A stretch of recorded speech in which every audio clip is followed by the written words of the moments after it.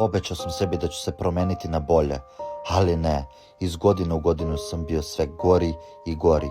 Nanosio sam ljudima štetu, mislio sam da je to cool, zanimljivo. Dobio sam na stotine negativnih komentara i samo sam se pravio da mi nije stalo. Imao sam masku, a možda je ušao i đavo u mene. Mislim da je vreme da se napokon u 2026. godini nešto promeni na bolje. Pošto sam bio loš cele godine, idemo da podelimo ljudima ove ovde paketiće. Srećna Nova godina, gospodine, srećna Nova godina. Evo, imate čerku, sina, nekog? Imaš. Evo ga poklon, burazeri. To je to. Vidimo se, čao, živ bio, čao. Pošto Deda Mraz pravi, nema poklon, imam ja da dam. Srećna Nova godina. Evo, izvome paketić. Izvini što nemam za tebe, izvini, brat. Ne, srećna Nova godina. Brate, dobro ti isto. To je to, respekt. Srećna Nova godina, gospodine. Evo, imate unuku, nešto, neku. Evo ga, poklon za vas. Srećna Nova godina, to je za unuku isto. Uživajte, sve najbolje.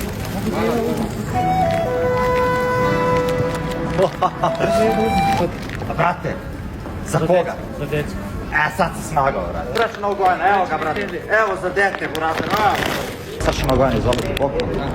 To je to, respekt. Veliki pozdrav, čao. I to je bilo to, ljudi. Srećna svima Nova godina. Veliki pozdrav.